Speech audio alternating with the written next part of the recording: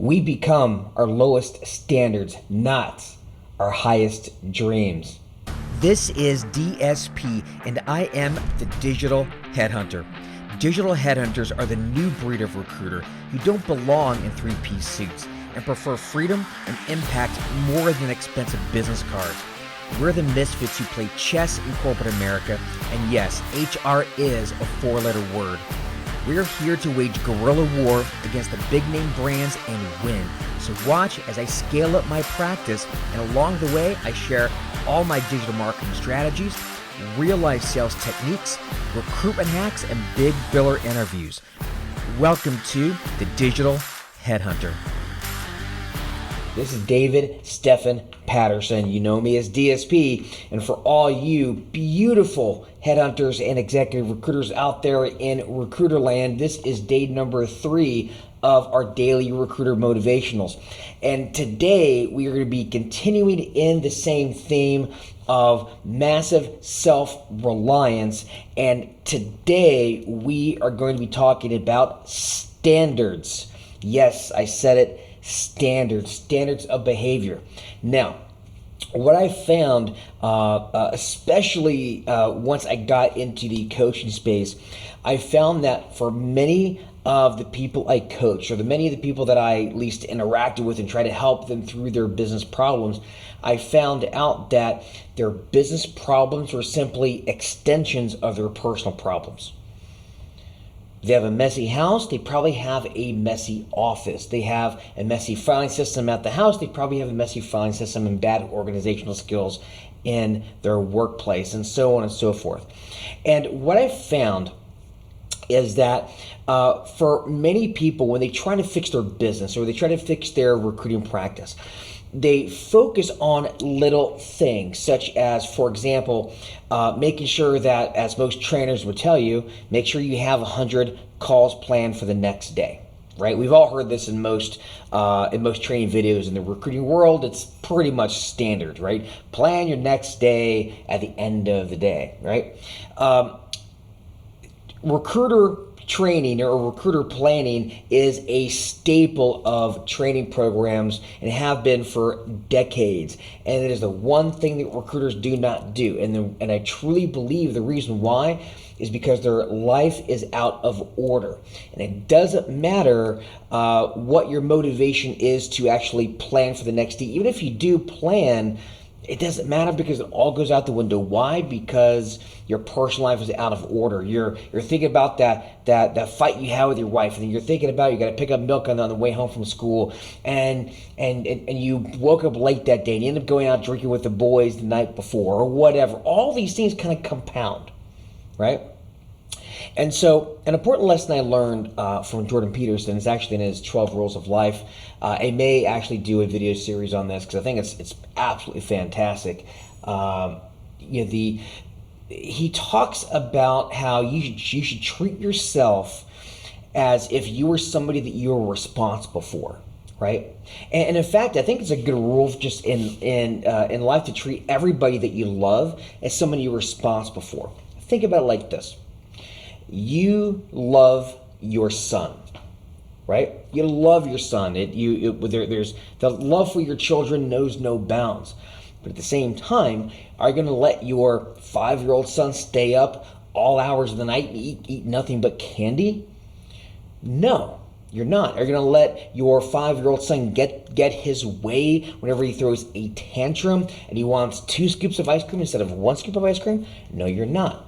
Now, if you're a parent who does that, well, you're going to have a lot of problems later on. But you are responsible for that little boy. And so as much as you love him, or maybe you love your daughter, you are responsible for them, and you have to hold them to standards. Why can't you look at yourself in much the same way? Unfortunately, as adults, we think we're responsible, but you know what happens? We may not be throwing a tantrum, although I do see that a lot on social media lately, especially given the fact that if you're watching this later on, we're about, 3 or 4 weeks away from an election. So I see a lot of tantrums online. But anyway, with that being said, as an adult, there's no one out there holding ourselves to higher standards. right? It's the reason why in the morning when we wake up, we may be motivated, but at 5 o'clock, 6 o'clock at night, what happens? We have a diet that we don't stick to. We want to work on a project or a passion project. We don't do it because we give in to the temptation to binge watch Breaking Bad on Netflix or whatever, right? It's because we have low standards. And what I found is that if you start raising your standards in life, we will fight like hell not to breach our standards. However, we do not fight very hard at all to achieve our highest dreams. I mentioned this yesterday in yesterday's video. I said for most recruiters, and this is true for most people, but a recruiter bangs out a $35,000 fee and that money comes into the bank. What happens? You don't see that recruiter for a couple days. They take the foot off the gas, right? But money starts getting low. What happens? They start working hard. They get on the phone. You know why? Because there is a certain point they realize, oh crap, I'm scared. I'm breaching that standard. It's time to put the pedal to the metal, right? But when money is aplenty, then they tend to take that pedal off the gas. A lot of people call this a fear of success. I don't think it really is a fear of success necessarily. I just think that for most people, they don't have this identity. They don't have a standard of behavior, right? What if you were a millionaire? What if you were a millionaire and the lowest you would ever want to see your cash bank account was $1 million? And if it started to dip below that, you would get scared. You need to have that mentality, because if you're always the sort of person who has 10, 15, 20 grand in the bank, when you have 100 grand, 200 grand, 300 grand in the bank because you're killing it, what's going to happen? Right? You're going to let your foot off the gas. You need to increase that standard of behavior, standard of your bank account balance, to where if you dip below 200,000, you start to get scared and you work hard, right? You need to have that mentality. You will get a lot more out of life if you manage your downsides effectively than you will if you manage your upsides. Here's another example. Drinking. For a lot of people, they drink almost every single day. They'll polish off a six-pack every night. One of the biggest hacks to productivity I've ever found is to not drink during the week. In fact, cutting out drinking altogether would be fantastic. I still drink on occasion, but during the week, I don't. You know why? Because it is a standard of behavior. Because it makes you less effective the next day. No matter how good you think you are at working hungover, it is physiologically impossible to work at the same level hungover than you, even after just a couple of drinks the night before, than you would if you were clean, sober, and went to bed early instead of staying up till 11:30 at night, polishing off that six-pack watching Breaking Bad. You get my point here, right? Standards of behavior. Right? And so what do you do? Well, how do you change your standards of behavior? Well, start small. You see, if you want to be a winner in life, you have to commit to excellence in every facet of your life. But again, just like I mentioned in the last couple of days, you can't go too big too quick, right? It's a recipe for failure when you try to change everything in your life. So you have to start small and work your way outward. So for example, one of the best things you could do to start changing your standards of behavior is simply make a commitment to yourself. In fact, make this a mission as an operator. And if you didn't see this, go watch the operator lesson yesterday. Make it a mission that you will not hit that snooze button ever again. Remember the lesson I gave yesterday. I talked about the if you had a flight for 3:30 in the morning the next day, and you typically wake up at 6 or 6:30, but you had a flight, a very important flight at 3:30 in the morning. You had to wake up at 2 just to make it to the airport in time. Would you hit the snooze button? No, you wouldn't, because that is your mission. You're in operator mode because it is that important, okay? What if you take that same mentality, and from here on in, when the first battle of the day happens and that alarm clock goes off and you're groggy and you have this warm, comfy bed and blankets, oh man, it just feels so good, I don't want to get up, and you're like 9 minutes 9 minutes more, 9 minutes more. The next thing you know, you don't go out and work out that morning. You know why? Because you succumbed to the snooze button. It's the first step. No more snooze button.